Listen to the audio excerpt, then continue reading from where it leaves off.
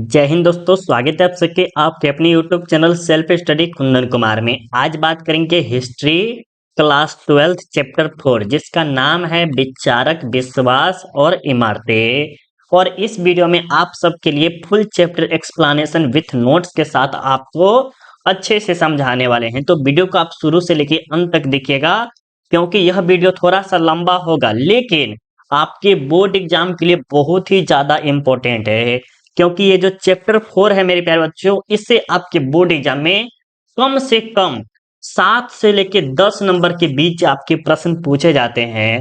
तो वीडियो आप शुरू से लेके अंत तक देखिए और अच्छे तरह से इंपॉर्टेंट लाइन को आप नोट करते हुए चलिए कॉपी में। इससे क्या होगा, जब आपका एग्जाम नजदीक रहेगा तो आप रिवीजन अच्छे से जल्दी कर सकते हैं।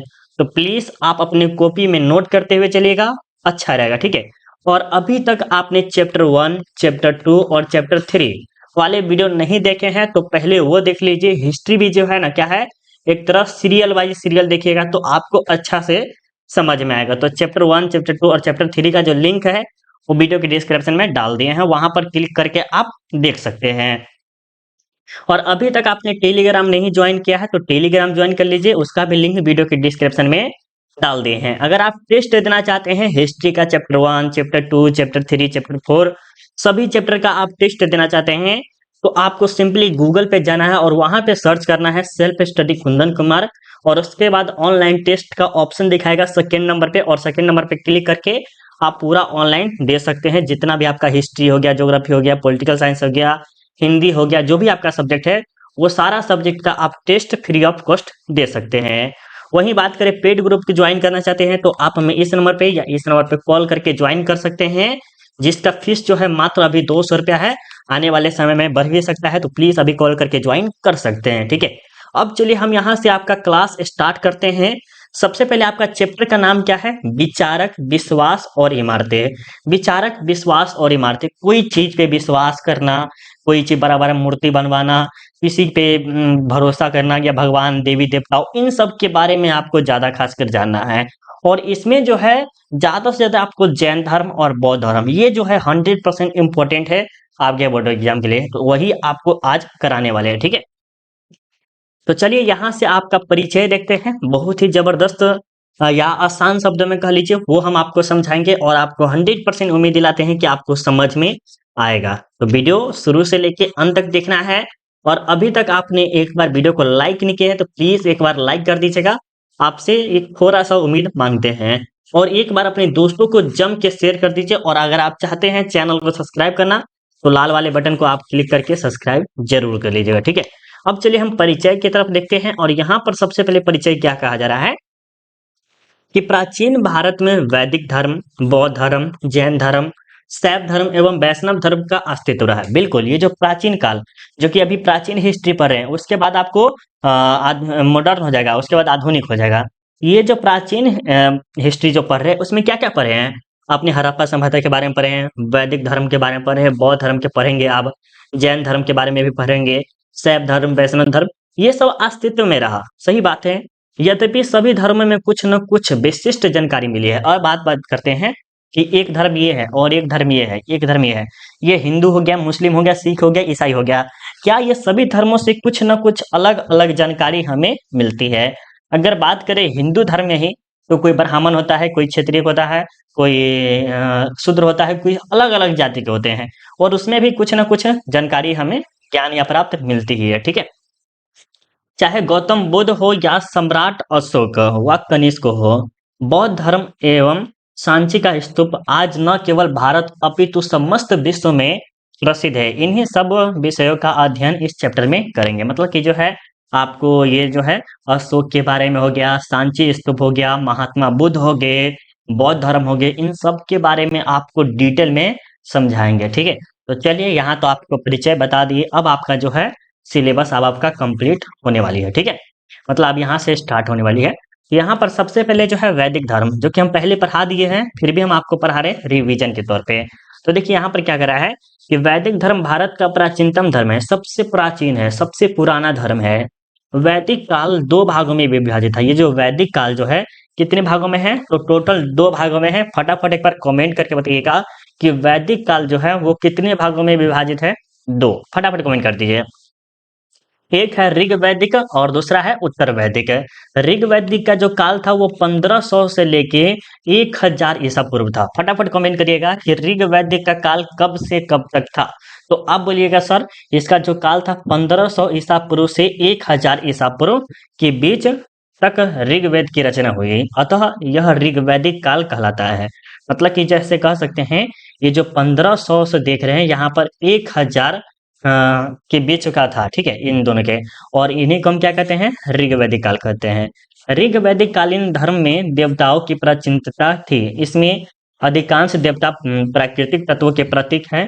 यह 3 श्रेणियों में विभाजित थे। मतलब कहा जा रहा है कि प्राकृतिक देवताओं नहीं होता है कि आकाश में है अलग हो गया, आकाश तो प्राकृतिक ही हो गया, पृथ्वी हो गया और अंतरिक्ष हो गया, सभी के बारे में है।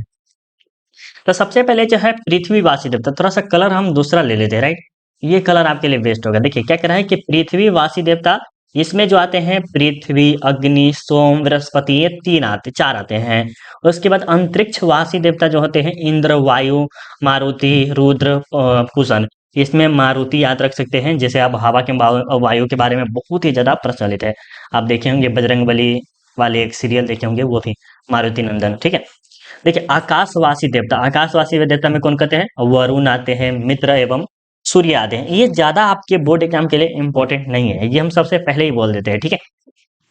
इंपॉर्टेंट ये है, ऋग्वेद में कुल 1028 सूक्त है। कितने हैं ऋग्वेद में, कितने सूक्त है, तो 1028 है। तथा मंत्रों की संख्या कितनी है, तो 10,500 है। कितनी है, 10,500 है।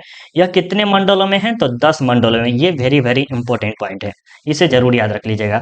ऋग्वेद में कितने मंडल है, तो 10 मंडल है। कितने, 10 मंडल है। फटाफट कमेंट करके बताइएगा कितने हैं, 10 है। गायत्री मंत्र का भी उल्लेख ऋग्वेद में ही हुआ है। ये जो गायत्री मंत्र जो देख रहे हैं ना, और किसी किसी के गांव में देखिएगा तो गायत्री नाम रहता है, लेडीज का नाम रहता है, पुरुष का नहीं बोलिएगा, तो वो उसका भी उल्लेख किया गया है, ठीक है। अब बात करते हैं उत्तर वैदिक काल में क्या है। उत्तर वैदिक धर्म में जो है ये चला था 1000 ईसा पूर्व से 600 ईसा पूर्व, और 600 ईसा पूर्व से ये जो समय चलने स्टार्ट हुआ वो आपके बौद्ध धर्म के बारे में था, ठीक है। तो इसके बीच यजुर्वेद, सामवेद, अथर्ववेद आदि वैदिक साहित्य की रचना हुई थी। मतलब कि 4 जो है इसी के समय में हुई थी, ठीक है, 3 ही है। और एक है, यजुर्वेद हो गया, सामवेद हो गया, अथर्ववेद हो गया, और एक हो गया आपका ऋग्वेद, ठीक है, हुई थी। अतः यह काल उत्तर वैदिक काल कहलाता है, ठीक है। इसमें कोई ज्यादा नहीं है। यजुर्वेद में यज्ञ संबंधी मंत्रों का उल्लेख है। यज्ञ मतलब यजुर्वेद देख रहे हैं, इसमें क्या है, यज्ञ वगैरह नहीं होता है कि हवन करा दी, पूजा पाठ ये सब होता है, वो होता है। सामवेद में क्या होता है, पुजारी एवं ग्रंथियों का संग्रह है। पुजारी समझते हैं ना, जो कि पंडित वगैरह होता है, उससे है, ठीक है। ग्रंथ मतलब कि जो बड़ा बड़ा ग्रंथ हो गया, जैसे महाभारत हो गया, रामायण हो गया, ये सब ग्रंथ है, ठीक है।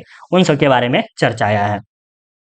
अथर्ववेद में क्या है, तंत्र मंत्र, नहीं तो कहते जादू टोना कर के रे बुआ हमारा बच्चा के जादू टोना कर दिया, इसके लिए क्या कहता है, टीका लगा देता है। अभी भी देखिएगा तो टीका लगा देता है, काला काला सा होता है, वो लगा देता है, जादू टोना। एवं आयुर्वेदिक का संग्रह है, ठीक है। ये आप समझ सकते हैं। अथर्ववेद में क्या है, तो जादू टोना है। सामवेद में क्या है, पुजारी सब के है या ग्रंथ वगैरह कर सकते हैं। यजुर्वेद में क्या है, यज्ञ के बारे में ज्यादा विशेष ध्यान दिया गया है। वैदिक धर्म की जानकारी 3 वेदों के अलावा अन्य वैदिक साहित्य, ब्राह्मण, आरण्य, उपनिषद एवं वेदांग से मिलती है। ये खासकर ज्यादा नहीं है, फिर भी आप पढ़ लीजिएगा कि ब्राह्मण में क्या होता है, ब्राह्मण ग्रंथ वेदों का अध्ययन कहलाता है, ये ज्यादा इंपॉर्टेंट नहीं है। आरण्य, इसमें कर्म कांड का अध्ययन किया जाता है। क्या कहा जाता है, कर्म कांड, जैसा कर्म करेंगे वैसा ही आपको सजा या पुण्य मिलेगा, दोनों में से यही रहता है। तथा सन्यासी लोगों का भी है इसी में, ठीक है, कर आरण्य में है। उपनिषद आपके लिए वेरी वेरी इंपॉर्टेंट है कि उपनिषदों की संख्या कितनी है, तो 108। इसे जरूर आप याद कर लीजिएगा कि उपनिषदों की संख्या कितनी है, तो 108 है। यहाँ पर याद रखिएगा वेदांग क्या है, वेदांग, वेदांग 6 है। कितने हैं, वेदांग 6 है। शिक्षा, कल्प, व्यापार, सॉरी व्याकरण, व्यापार नहीं है, व्याकरण है, निरुक्त है, छंद है, ज्योतिष है। ये आपके 6 है। वेदांग कितने हैं प्यारे, 6 है, याद रखिएगा, इंपॉर्टेंट है। अब यहाँ पर देखिए पुराण में देखिए क्या करा है, पुराणों की संख्या 18 है। एक बार फटाफट आप कमेंट करके बता दीजिएगा, और ये कह सकते हैं MVVA है। पुराणों की संख्या कितनी है, एक बार कमेंट करके बताइए कितनी है, 18 है, ठीक है, बहुत अच्छी बात है। प्रत्येक पुराण के 5 भाग हैं। प्रत्येक पुराण के कितने भाग हैं? 5 भाग है। पांचों भागों में 5 भाग सबसे उपयोगी माना गया है। मतलब कि 18 है ना, 18 में 5 सबसे महत्वपूर्ण है, क्योंकि इसमें राजाओं एवं उनके वंशों का जिक्र मिलता है। मतलब कहा जाता है कि उनके राजा हो गया, बड़े बड़े जो होते हैं उनके बारे में, और वंश नहीं होता कि इसका वंश जी है, इसका वंश जी है, तो उन सब के बारे में जिक्र मतलब वर्णन मिलता है। ठीक है। विष्णु पुराण में मौर्य काल, वायु पुराण में गुप्त काल, मत्स्य पुराण में अंध्र वंश की जानकारी मिलती है। ये सब पढ़ाए हुए समथिंग हम। देखिए, आश्रम व्यवस्था आपसे पूछा गया है कि मनुस्मृति में कितने आश्रमों की व्याख्या की गई है, तो 4 आश्रमों की व्याख्या की गई है। वेरी वेरी इंपॉर्टेंट प्रश्न है। कौन कौन है? तो ब्रह्मचार्य आश्रम, गृहस्थ आश्रय, वानप्रस्था या संन्यास, ये चारों के चारों है, आप जरूर याद कर लीजिएगा। ठीक है। ब्रह्मचार्य में जो होता है शादी विवाह नहीं करना, गृहस्थ में होता है कि घर वगैरह छोड़ देना, वानप्रस्था में जैसे वन वन में रहना, वो संन्यास आप समझते ही वही है, पूजा पाठ में अपना लग जाना, लीन हो जाना, एक तरह से साधु संत की तरह रहना। ठीक है। अब जो आपका क्लास होगा, ये जो आप देख रहे हैं स्क्रीन पे, ये जितने भी आप स्क्रीन पे देख सकते हैं, ये कह सकते हैं MVVI। क्या है मेरे प्यारे बच्चे? MVVI है। किसके लिए? तो आपके सब्जेक्टिव के लिए, बोर्ड में पूछेगा, प्लस ऑब्जेक्टिव के लिए। ठीक है। तो ये दोनों आपके बोर्ड एग्जाम के लिए वेरी वेरी इंपॉर्टेंट है। तो अब जो है आपको केयरफुली, मतलब कि आपको ध्यान पूर्वक पढ़ना है। अगर आप ध्यान पूर्वक नहीं पढ़ेंगे, अगर आप ईयरफोन नहीं लगा रहे, तो गलत वाली बात है। आप ईयरफोन लगा लीजिए और तब पढ़िए, मजा आएगा आपको। ठीक है। चलिए, अब हम यहाँ से स्टार्ट करते हैं जैन धर्म। ठीक है। तो यहाँ पर कहा जा रहा है कि जैन धर्म का संस्थापक महावीर स्वामी को माना जाता है। फटाफट कमेंट करके बताइएगा कि जैन धर्म का संस्थापक है, या ये जैन धर्म की स्थापना किसने की थी? तो महावीर स्वामी जी किसे किए थे? किसने? महावीर स्वामी। लेकिन जैन धर्म का प्रथम तीर्थकर एवं संस्थापक ऋषभदेव थे। मतलब कहा जा रहा है मेन रूप से जो है प्रसिद्ध है ये जैन धर्म महावीर स्वामी के कारण। किसके कारण? महावीर स्वामी के कारण। लेकिन इसके जो प्रथम तीर्थकर कौन थे? तो ऋषभदेव थे, और इसके संस्थापक भी कौन थे? तो ऋषभदेव ही थे। ठीक है, याद रखिएगा। महावीर स्वामी 24वें तीर्थकर थे। महावीर स्वामी क्या में थे? 24वें। और इसकी पूर्व 23वें तीर्थकर पासारनाथ हुए। पासारनाथ के पिता काशी नरेश अश्वसेन एवं माता वामा थे। कुश कुशस्थल के राजकुमारी प्रभावती इनकी पत्नी थी। 30 वर्ष की आयु में उन्होंने राजमोह त्याग कर संन्यास ग्रहण कर लिया। अब हम आपको समझाते हैं यहाँ पर क्या कहा जा रहा है। ठीक है। और कौन कौन से प्रश्न इसमें बन सकते हैं वो भी हम आपको समझाएंगे। तो सबसे पहले आप याद रखिएगा कि ये जो जैन धर्म है, इसके संस्थापक कौन है या प्रथम तीर्थकर कौन है? तो ऋषभदेव है। कौन है? ऋषभदेव है। 24वें तीर्थकर से पहले 23वें तीर्थकर कौन है? तो पार्श्वनाथ है, पूछा जाएगा। और 24वें तीर्थकर कौन है? तो महावीर स्वामी जी है। ठीक है।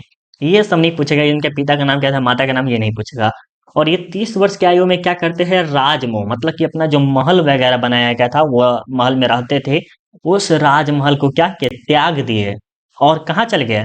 सन्यासी ग्रहण कर लिए, सन्यास बाबा जी बन गए हैं। ठीक है, याद रखिएगा। अब ये ज्यादा खासकर इंपॉर्टेंट नहीं था, बट इसमें एक ही इंपॉर्टेंट है, ये प्रथम तीर्थकर और महावीर स्वामी और पार्श्वनाथ, ये 3 में से 1 या 2 आ सकता है। ठीक है।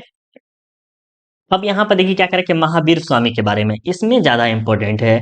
कहा जा रहा है कि महावीर स्वामी का जन्म 540 ईसा पूर्व वैशाली बिहार के पास कुंडल ग्राम, वर्तमान में मुजफ्फरपुर जिला में है। कहाँ है ये? जो वर्तमान में कहाँ है कुंडल ग्राम?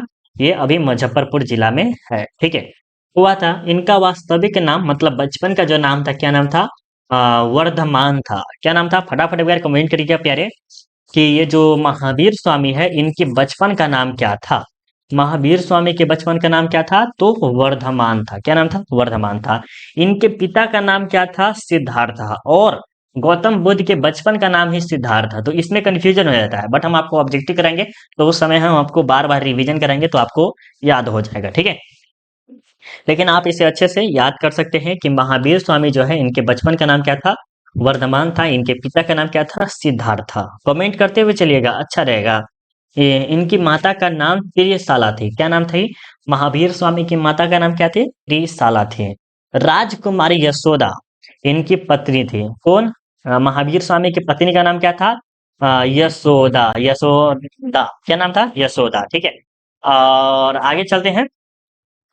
यशोदा हो गया। आगे चलते हैं। अब देखिए यहाँ पर क्या करा है, इनकी पुत्री का नाम अनुजा प्रियदर्शी। कभी कभी पूछता है बोर्ड एग्जाम में कि महावीर स्वामी के पुत्री का नाम क्या था। महावीर स्वामी के पुत्री का नाम क्या था, तो अनुजा प्रियदर्शी थी। पार्श्वनाथ की तरह महावीर स्वामी ने भी 30 वर्ष की आयु में गृह त्याग करते। गृह त्याग समझते हैं, मतलब अपना घर को छोड़ छाड़ कर वो चले गए।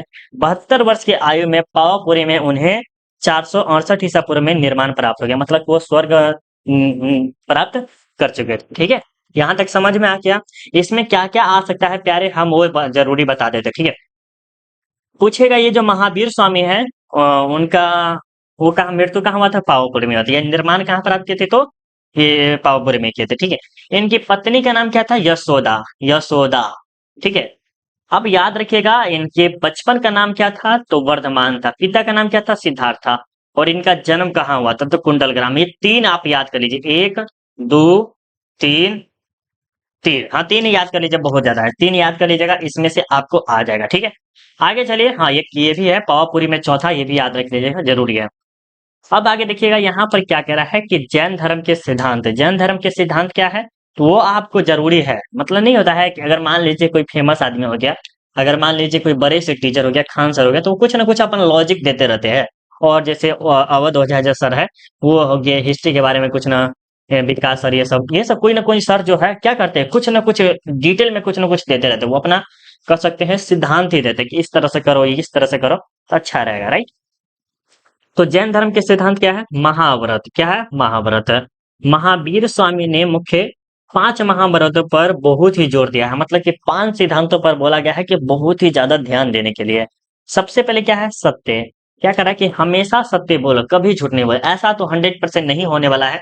आज के जमाना में झूठ न बोले तो ऐसा हो ही नहीं सकता है। कोई भी व्यक्ति हो, चाहे हम हो या आप हो, कोई व्यक्ति है, हम भी झूठ बोलते हैं, आप भी झूठ बोलते हैं। देखिए अगर आपने कभी देखा होगा, एक टेम्पल ड्राइवर हो या एक क्या कहते हैं मोटरसाइकिल वाला हो, उसको क्या करिएगा, उसे फोन आता है, कहते कहाँ है, तो कहते रहेंगे यहाँ पर, रहेगा जैसे मान लीजिए ये रहेगा यहाँ पर, जगह का नाम नहीं लेते हैं, और यहाँ बोलेगा रहेगा यहाँ, मान लीजिए ये है जोधपुर। ठीक है, क्या ये जोधपुर हो गया और ये बिहार हो गया। ठीक है, तो रहेगा यहाँ पर, कहे कहाँ है, तो कहते बिहार में है। हाँ, रहेगा जोधपुर में है।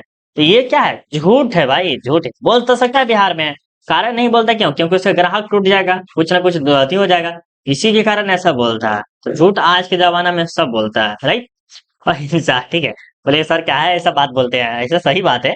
अहिंसा। अहिंसा में क्या है, कभी हिंसा मत करो, किसी का दिल न दुखाओ, मारपीट नहीं करो, किसी का दिल नहीं दुखाओ, किसी का सामान नहीं लूटो, किसी का कुछ नहीं करो, ये कहा जा रहा है।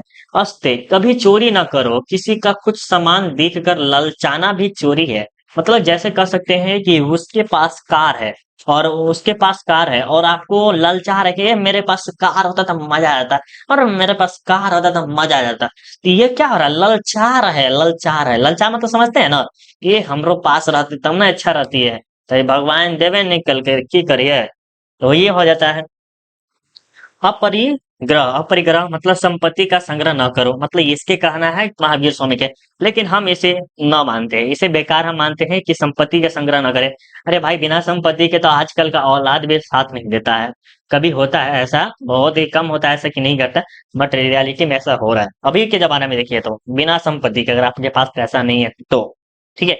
ब्रह्मचारी क्योंकि सबसे अच्छा होता है, इंद्रियों को बस में रखो, मतलब शादी विवाह जो है वो सबसे मुक्ति पर रहो, लेकिन इसमें बस में नहीं रह पाता है। हम समझते हैं इसके बारे में ज्यादा, ठीक है। चलिए आगे देखते हैं। अब आपका जो है महावीर स्वामी के सिद्धांत के इस प्रकार थे। महावीर स्वामी का जो सिद्धांत था वो इस प्रकार थे। ईश्वर में अविश्वास, मतलब महावीर स्वामी कहते थे कि मेरा जो है ईश्वर में विश्वास नहीं है, थोड़ा सा भी नहीं है। उनका कहना था, किसका, महावीर स्वामी का। महावीर स्वामी ईश्वर को नहीं मानते थे। अरे भाई ईश्वर को नहीं मानते थे, देखिए अगर मानो तो मैं गंगा माँ हूँ, नहीं तो बहता पानी, आपने जरूर सुना होगा, मानो तो मैं गंगा माँ हूँ, नहीं तो बहता पानी, बिल्कुल सही बोला गया है। अगर मान लीजिए एक एग्जाम्पल दे रहे हैं हम आपको, जैसे ये मेरा सीतामढ़ी घर हो गया, ठीक है, और ये पटना जो गंगा नदी हो गया, और ये गंगा नदी हो गया, ठीक है। इसकी डिस्टेंस जो होगा 100 से 150 किलोमीटर या 200 किलोमीटर मान लेते हैं। तो क्या मुझे यहाँ पर बार बार जा सकते हैं, नहीं, कभी कभी होगा, साल में एक बार, दो बार, तीन बार, इससे ज्यादा नहीं जा पाएंगे। तो ये मेरे लिए क्या है, मेरे लिए गंगा माँ है, माँ। और यहीं के जो लोग होगा 5 किलोमीटर 10 किलोमीटर का लोग ये होगा, वो भी माँ समझती है, लेकिन वही में कुछ ना कुछ वो में गंदा वाला चीज सब फेंक देता है, जो मन होता है वो। लेकिन हम यहाँ से सीतामढ़ी से अगर हम गंगा माँ के स्नान करने जाएंगे तो क्या हम वहां पर गंदगी फैलाएंगे? कभी नहीं। क्यों? क्योंकि हमारे लिए भी अब पवित्र जगह हो गया और इनके लिए पवित्र भी है, प्लस में इनको ऐसा करना है। ठीक है, तो इस तरह से आप समझ सकते हैं। ज्यादा क्लास टाइम ले रहे हैं, बहुत अच्छी बात है, बट आपके लिए ले रहे हैं, समझाते हुए अच्छे से चलना बहुत जरूरी होता है। प्लीज अगर आपको समझ में आ रहा है तो प्लीज एक बार रिपीट करके लाइक करने के लिए बोल रहे हैं, प्लीज एक बार लाइक जरूर कर दीजिएगा। ठीक है, आत्मा का अस्तित्व ये जरूरी है। अब महावीर स्वामी आत्मा में अस्तित्व मानते थे। अस्तित्व मतलब समझते हैं कि आत्मा में विश्वास रखो कि हाँ, आत्मा एक बार चला गया तो चल गया, फलना चला जो भी हो। प्रत्येक जीव, पेड़ पौधे सभी में आत्मा होती है, बिल्कुल सभी में होता है और रहना भी चाहिए। ठीक है, अब देखिए कर्म फल एवं पूर्ण जन्म, कर्म फल और पूर्ण जन्म। महावीर स्वामी ने पूर्व जन्म के सिद्धांत को माना है। कर्म फल ही मृत्यु, कर्म फल ही जन्म मृत्यु का कारण है। क्या है? कर्म फल ही क्या है? जन्म और मृत्यु का कारण है। ठीक है, मोक्ष अथवा निर्माण, मोक्ष अथवा निर्माण, संसारिक बंधन से मुक्त को निर्माण कहा गया है। क्या कहा गया? संसारिक बंधन से मुक्त को निर्माण कहा गया है। सबसे पहले ये इंपॉर्टेंट है। महावीर स्वामी ने कर्म फल से छुटकारा पाने के लिए त्रिरत्न को अपनाया है। सबसे पहले समय ज्ञान, समय दर्शन, समय आचरण, ये तीन के तीन दर्शाया गया है। देखिए, सबसे ज्यादा आपको किस में विश्वास अच्छा लगता है? ये तीन चार जो पांच दिए हैं, चार ही दिए हैं, इसमें आपको कौन अच्छा लगा है जरूर एक बार कमेंट करके बताइएगा। ठीक है, अब देखिए यहाँ पर जो है दिगंबर एवं श्वेतांबर संप्रदाय, ये जो है दिगंबर और श्वेतांबर संप्रदाय, कहा जा रहा है कि महावीर स्वामी के मृत्यु के बाद भद्रबाहु एवं स्थूल भद्र दो भागों में बट गया, जिसे हम दिगंबर एवं श्वेतांबर कहते हैं। देखिए, ये क्या कह रहा है कि छठी शताब्दी कह सकते हैं। उस समय से क्या हुआ कि जैन धर्म और बौद्ध धर्म बहुत ही तेजी से वृद्धि कर रहा था। जैसे मान सकते हैं जो कि वृद्धि होता है इस तरह से होता है ना, इस तरह से वृद्धि होता है। लेकिन क्या हुआ, ये जो जैन धर्म बौद्ध धर्म जो है, इस तरह से वृद्धि होने लगा, इस तरह से बहुत ही ज्यादा हाई हाई एकदम वृद्धि होना स्टार्ट हो गया। सबके बीच में हिंदू धर्म के विरोध प्रति सब हटने लगा, ये सब अपनाने धर्म धर्म और फलना चिलना अपनाने लगा। लेकिन बाद में क्या हुआ, ये जैन धर्म और बौद्ध धर्म का जब मृत्यु हुआ तो तेजी से वृद्धि हुआ, तो तेजी से गिरने भी लगा, तेजी से गिरने भी लगा, क्योंकि इसमें जो है ना कुछ कुछ कमियां आने लगी। इसके कारण और ज्यादा धीरे धीरे गिरना स्टार्ट हो गया। दिगंबर में क्या कर रहा है कि दिगंबर का अर्थ नग्न रहना। अरे भाई, नग्न रहना एक तरह से बहुत ही बेकार है, तो यह एक तरह से क्या डाउनफिल है करेगा।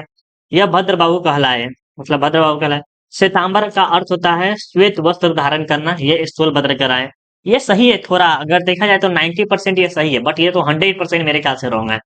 अरे, नग्न रहना कोई अति नहीं है देखा जाए तो। ठीक है, ये जैन संगीत या थोड़ा सा इंपॉर्टेंट हो सकता है कि प्रथम जैन संगीति 300 ईसा पूर्व स्थूल भद्र की अध्यक्षता में पाटलिपुत्र में हुआ था। भद्रबाहु ने इसका विरोध किया।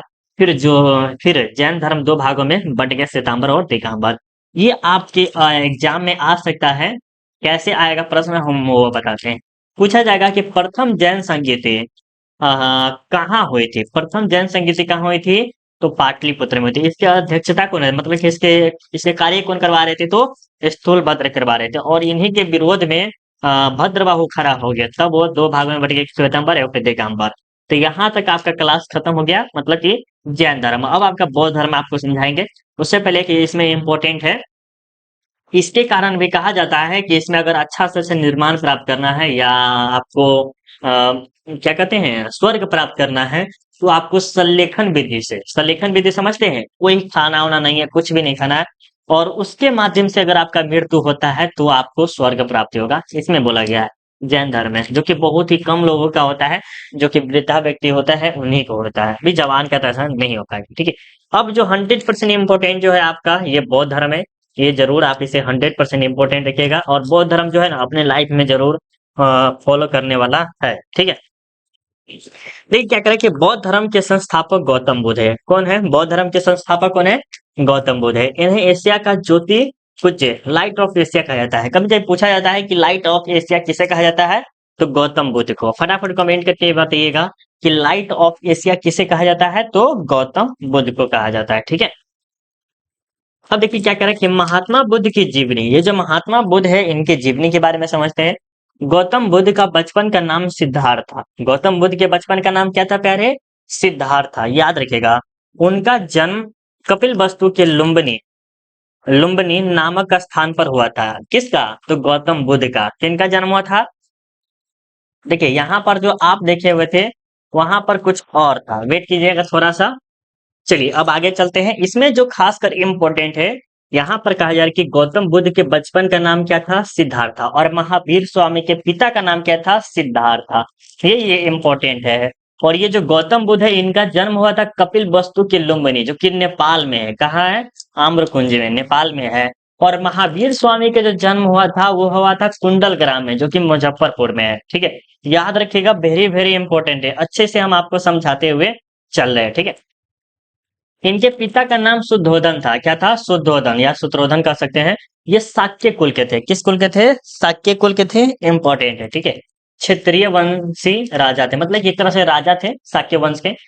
गौतम बुद्ध के जन्म के 7वें दिन उनका माता महामाया का देहांत हो गया। मतलब कि जो गौतम बुद्ध है, इनकी माँ के, जैसे गौतम बुद्ध जन्म लिए और इनके 7 दिन नहीं होता है, इसे छठियार होता है, 6 दिन बाद छठियार होता है, लेकिन 7वें दिन उनकी माँ की क्या हो गई थी? मृत्यु हो गई।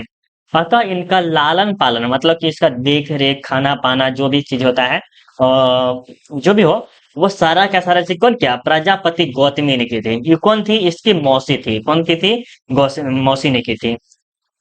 गौतम बुद्ध की शादी 16 वर्ष की अवस्था में यशोधरा के साथ कर दी गई थी। ये इंपॉर्टेंट है आपके लिए। ठीक है, क्या पूछा जा सकता है कि जो गौतम बुद्ध है इनका शादी 16 वर्ष की अवस्था में किसके साथ कर दिया गया था? तो यशोधरा के साथ, यशोधरा। और यहाँ पर जो है महावीर स्वामी के जो पत्नी का नाम क्या था? यशोदा। यशोदा और यशोधरा ये अलग अलग है। ठीक है, यशोदा। ठीक है, यशोदा जो है महावीर स्वामी का है और गौतम बुद्ध का है यशोधरा। ठीक है, याद रखिएगा। आगे चले, आगे आपको चलते हैं। यहाँ पर आपके देखते हैं कि इनका एक पुत्र भी हुआ। मतलब किनका? ये जो है यह गौतम बुद्ध का, इनका पुत्र हुआ था जिनका नाम क्या था? राहुल था। और महावीर स्वामी की पुत्री का नाम क्या था? अनुजा प्रियदर्शी थी। सफर के दौरान अगर देखिए, अगर एक ही रूम में रहिएगा तो मन बोरिंग हो जाता है, तो बाहर निकलने का मन करता है। तो गौतम बुद्ध भी बाहर निकले थे और उसको 4 दृश्य देखने को मिले। कौन सा दृश्य?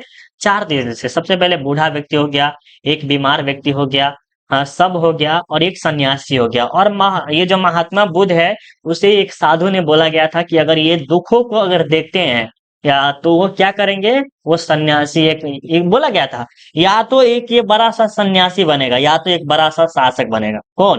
कोई क्या होते हैं साधु, उनको बोले थे। किनको? इनके पिता को, या कह सकते हैं इनके जो पिता है उन्हीं को बोल सकते हैं ना, और किसको बोल सकते हैं? राइट, बोला गया था। तब जो ये 4 दुख देखे, जैसे बूढ़ा व्यक्ति, ये कहता है कि एक न एक दिन बूढ़ा व्यक्ति होना है और एक न एक दिन चला जाना है। एक बीमार, किसी न किसी व्यक्ति को बीमारी होगा ही होगा। सब मतलब जो होता है कुछ इसको हमारे याद से माइंड से मिस्टेक हो रहा है। इसका शायद सन्यासी वगैरह कुछ होता है। सन्यासी नहीं होता है, उसका लाश, हाँ सब का होता है लाश, सॉरी यहाँ पर याद नहीं आ रहा। सब का जो मतलब होता है लाश होता है। ठीक है, लाश चाह रहा था। एक सन्यासी जो कि सन्यास वगैरह ग्रहण कर लेता है। गौतम बुद्ध ने 29 वर्ष की अवस्था में गृह त्याग कर दिया। मतलब कि इन चारों को नजर देखते हुए उन्होंने क्या किया? एक डिसीजन लिया कि हाँ, अब मुझे भी गृह त्याग कर देना चाहिए। और 29 वर्ष की अवस्था में क्या किया? गृह त्याग कर दिया है। बिना अन्न जल ग्रहण किए 6 वर्ष की कठिन तपस्या के बाद 35 वर्ष की आयु में वैशाख पूर्णिमा की रात निरंजना नदी के किनारे पीपल वृक्ष के नीचे सिद्धार्थ को ज्ञान की प्राप्ति हुई। ज्ञान प्राप्ति के बाद वह बुद्ध कहलाए। देखिए यहाँ पर कुछ ना कुछ मिस्टेक भी हुआ है। ठीक है, इनका एक पुत्र हुआ जिनका नाम था राहुल। क्या नाम था? राहुल। जब वो 29 वर्ष की अवस्था में जब घर छोड़ रहे थे, गिरह त्याग कर रहे थे, तो उसके सामने उसका पुत्र और पत्नी था। तो वो मोह माया नहीं होता, इमोशनल फीलिंग आ जाता है पत्नी के देखकर, अब पति अपने पुत्र को। तो वो पुत्र को जो क्या मानता है? रुकावट में मानता है। पुत्र को क्या मानता है? रुकावट है। जिसे राहुल का अर्थ क्या होता है? रुकावट होता है। ठीक है, और वो 6 वर्ष तक क्या किए थे? कठिन तपस्या किए थे। एक जगह कठिन तपस्या करके 35 वर्ष की अवस्था में उससे क्या हुई थी? 8वें दिन, 35 वर्ष की अवस्था में 8वें दिन वैशाख, नहीं देखिए वैशाख पूर्णिमा कहा जाता है कि जो लगा है निरंजना नदी के किनारे पीपल वृक्ष के ज्ञान प्राप्त होती, तब उसे क्या कहता है? बुद्ध कहलाता है। बुद्ध की मृत्यु 80 वर्ष की अवस्था में, 80 वर्ष बहुत अच्छा एज होता है कृष्ण महाराज तो, 483 ईसा पूर्व में कुशीनगर में चंद्र द्वारा अर्पित भोजन करने के बाद हो गया, जिसे बौद्ध धर्म में महापरिनिर्वाण कहा जाता है। उनके अवशेषों को 8 भागों में बांटकर बुद्ध के नाम पर स्तूप बनाया गया था। देखिए हम यहाँ पर कुछ स्टोरी सुने हुए थे, समथिंग यही पर आधारित है और हमें तो लगता है कि इसी पे आधारित है, बट कह नहीं सकते कि इसी पे आधारित है या नहीं, बट हम कह रहे हैं, मेरे सर कहे हुए थे, वो हम कहानी सुनाते हैं। देखिए एक राजा था, एक रानी था, और इसको पुत्र वगैरह नहीं हो रहा था, नहीं कुछ नहीं हो रहा था, नहीं पुत्र और पुत्री दोनों में से कोई चीज से नहीं हो रहा था। तो इसका जो मित्र था ना, इसको सजेस्ट करता है कि वहां पर जाओ, और वहां पर जब बाबा जी तुमको दे देगा आशीर्वाद कि तुमको हो जाएगा पुत्र, तो वो हो जाएगा, ठीक है। तो ये जो है ना मियाँ बीवी चले आते हैं, तो उसको जो सामने बहुत ही ज्यादा शेर वगैरह उन सब से सामना करके एक साधु के पास चले जाते हैं, और वो साधु कौन, महात्मा बुद्ध थे या कोई और थे ये नहीं कह सकते हैं। तो वहां पर चले जाते हैं, तो वहां पर चले जाने के बाद उसको जाओ जाओ जाओ, जो तुम बोले हो जाएगा, जाओ जाओ जाओ, जो बोले हो तुम हो जाएगा, वो बोल देते हैं, और कौन बोलते से नहीं कर सकते, ठीक है। और जब वो आते हैं तो उसको खाना वगैरह खिलाते हैं, किसी को अर्पित करते हैं, तो उसको अलग हो गया। तो वो उसके पुत्र भी हो जाता है, और जाके देखता है तो उस समय मर जाता है। एक कहानी बताइएगा इसमें लॉजिक क्या है? अच्छा इसमें लॉजिक क्या है? जो इसे आशीर्वाद दिया, कहे जाओ जाओ तुम्हें हो जाएगा, जो तुम आए हो वो तुम्हारा पूरा हो जाएगा, और जब उसको हो जाता है, मतलब कि पुत्र या पुत्री प्राप्ति हो जाती है, जब वहां पर जाता है तो उसका सब मिलता है, मतलब कि इसको हड्डी उड्डी मिलता है। तो क्या इससे हमें क्या ज्ञान मिलती है, एक बार कमेंट करके बता दीजिएगा, और ये कमेंट हम जरूर देखेंगे अगर आप कमेंट कीजिएगा तो, ठीक है। चलिए अब आगे चलते हैं। कभी कभी पूछ लेता है कि महात्मा बुद्ध की मृत्यु कहाँ हुई थी? कुशीनगर में। जो कि किसके द्वारा भोजन, चंद्र के द्वारा भोजन अर्पित के बाद उसे मृत्यु हो जाते हैं। और इसे मृत्यु को क्या कहा जाता है? महापरिनिर्वाण कहा जाता है, और इनके 8 भागों में स्तूप बनवाया गया था जब इसके अवशेषों को, ठीक है, जिसे अष्टांगिक मार्ग भी कहा जाता है। गौतम बुद्ध के द्वारा दुख निरोध हेतु 8 मार्ग बताया गया था, या 8 मार्ग, मार्ग यहाँ पर होना चाहिए, मार्च नहीं होना चाहिए, ठीक है। मार्ग इस प्रकार है: समय की दृष्टि, समय वाणी, समय संकल्प, समय कर्म, समय आजीव, व्यापक, व्यायाम, व्यायाम मतलब समझते हैं एक्सरसाइज, समृद्धि, समाधि, ये 8 के 8 है। जरूर आप इसे याद कर लीजिएगा अच्छा से, ठीक है, ये जरूरी है आपके लिए। बौद्ध महासंगीतिया, अब देखिए कोई व्यक्ति मर जाता है और ये सबसे ज्यादा प्रसिद्ध है, जैसे मान सकते हैं अशोक, अशोक का भी नाम लिया जाता है, सबसे खतरनाक था, ठीक है। चंगेज खा, वो भी बहुत खतरनाक था। कनिष्क, ये भी है। हर्षवर्धन, ये सब क्या है, बहुत ही खतरनाक थे। तो इन सब का नाम अभी हिस्ट्री में है कि नहीं है? और जो नहीं है, जैसे रामगुप्त, ये सब है हिस्ट्री में, लेकिन कोई काम का नहीं है, उसे बकलोल लोदी बोला जाता है। इब्राहिम लोदी जो कि सबसे बड़ा बेकार था, वो भी एक तरह से कर सकते हैं। गौतम बुद्ध के महापरिनिर्वाण के पश्चात समय समय पर बौद्ध धर्म की व्याख्या होती रही, मतलब कि इसकी चर्चा के बारे में होती रही है। बौद्ध धर्म की व्याख्या 4 संगीतियों में आयोजित हुआ है। कितने संगीतियों में? 4 संगीतियों में आयोजित हुई है। सबसे पहले जो है प्रथम बौद्ध संगीति, प्रथम बौद्ध संगीति और प्रथम जैन संगीति, ठीक है। याद रखिएगा, प्रथम बौद्ध संगीति और प्रथम जैन संगीति, ये ज्यादा इंपॉर्टेंट है आपके लिए। तो देखिए प्रथम जैन संगीति, ठीक है, कौन है? प्रथम जैन संगीति कहाँ हुआ था? पाटलिपुत्र में हुआ था। किसने किया था? तो स्थूलभद्र ने करवाया था। ये भी जरूरी है, बहुत बार पूछा गया ये प्रश्न, इसी में बच्चा कंफ्यूज हो जाता है। आप प्रथम बौद्ध बुझाया रहा था 483 ईसा पूर्व में हुआ था, किसके? गौतम बुद्ध के निर्माण प्राप्ति के कुछ समय पश्चात, मतलब कुछ ही समय के बाद, मतलब इसका मृत्यु हो गया उसके कुछ ही दिन के बाद उसका होना स्टार्ट किया। स्थान जो है बिहार में राजगीर के स्थान है, वहां पर हुआ था। आज राजगीर कहाँ? राजगीर। उस समय शासक कौन थे? तो अजातशत्रु हर्यक वंश के शासक थे, ये भी याद रखिएगा। अध्यक्ष कौन थे? ये अजातशत्रु ने ही फूट डालो और शासन करो, इन्होंने ही कहा था। महाकश्यप। उस समय अध्यक्ष कौन थे? तो महाकश्यप थे। इसमें क्या क्या आ सकता है वो जरूरी है, वो हम आपको बता देते हैं। तो आने की संभावना ये है कि महावीर स्वामी जी, सॉरी, महात्मा बुद्ध जो है इनका जन्म स्थान, तो वही फटाई हटाई है। प्रथम बौद्ध संगीति कहाँ हुई थी? तो राजगीर में हुई थी। किसने किया था? तो अजातशत्रु। दोनों के दोनों इंपॉर्टेंट है, अब ज्यादा नहीं आएगा। द्वितीय बौद्ध संगीति हुआ था, ये जो हुआ था 383 ईसा पूर्व में। कहाँ पर हुआ था? तो वैशाली में हुआ था। कहाँ पर हुआ था तेरे? वैशाली, जो कि बिहार में ही है, वहां पर हुआ था। किसने किया था? कालाशोक ने किया था। ये दोनों के दोनों इंपॉर्टेंट है, और कोई ज्यादा इंपॉर्टेंट नहीं है, ठीक है। तृतीय बौद्ध संगीति कर सकते हैं एमबीबीआई है, और प्रथम बौद्ध संगीति, प्रथम जैन संगीति। तो तृतीय बौद्ध संगीति में क्या करिए, 250 ईसा पूर्व में हुआ था। इसका स्थान क्या था? पाटलिपुत्र था, जो कि कहाँ है? मगध की राजधानी है पाटलिपुत्र, ठीक है। और ये किसके शासक में हुआ था? तो अशोक के, जो कि मौर्य वंश के शासक है। किसके है? मौर्य वंश के शासक है। अध्यक्ष कौन है? मोगली, मोगली पुत्र। तो इसका ये आप याद रखिएगा, आपको जरूर याद रखना। देखिए प्रथम बौद्ध, प्रथम जैन और प्रथम बौद्ध, तृतीय बौद्ध, दोनों एक ही जगह पर हुआ था, ठीक है। चतुर्थ जो है कुंडल ग्राम, जो कि कश्मीर में है, कनिष्क के शासनकाल में हुआ था। इसके बाद क्या हुआ, ये जैन धर्म बौद्ध धर्म धीरे धीरे बढ़िया से तबाह हो गए, याद रखिए, ठीक है।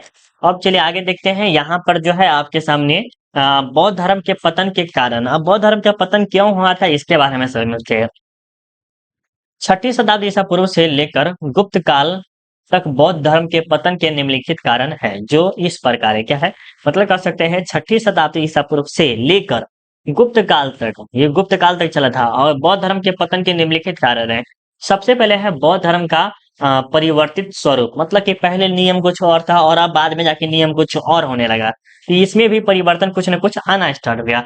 संघ में भ्रष्टाचार, भ्रष्टाचार समझते हैं ना, कि इतना आदमी है तो उसी में हरामखोरी करना, फलना चिलना करना, ये सब कुछ न लेन देन करना, ये सब करने लगा, ठीक है। हिंदू धर्म में सुधार, हिंदू, अरे भाई अपना धर्म को संभालो ना, पहले दूसरा धर्म को क्या संभालना, अपनी धर्म को पहले संभाल, वो नहीं करके दूसरे धर्म में ये कमियां निकालने, फलना चिलना ये करने लगे, ठीक है। विभाजन, एक दूसरे पे मारपीट करने लगे, अपने साधु संत में अपने करने लगे, और वो अलग हो भी हो गए, ठीक है। राजकीय संरक्षण का अंत, मतलब कि किसी भी राजा के द्वारा उसे संरक्षण वगैरह नहीं दिया जाता, कोई पैसा वगैरह नहीं दिया जाता था, जिसके कारण हो गया विदेशी आक्रमण, ये तो हम मानते हैं 10% हुआ होगा, बट ज्यादा इसमें नहीं हुआ होगा, ठीक है।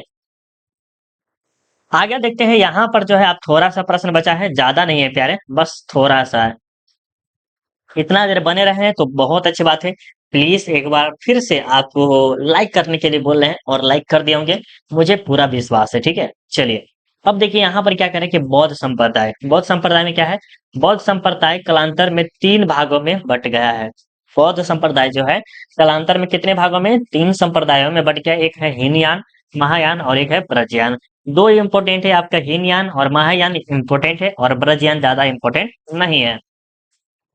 हीनयान में क्या है, ये लोग बुद्ध की मूल शिक्षाओं में आस्था रखते थे, किसके, बुद्ध के।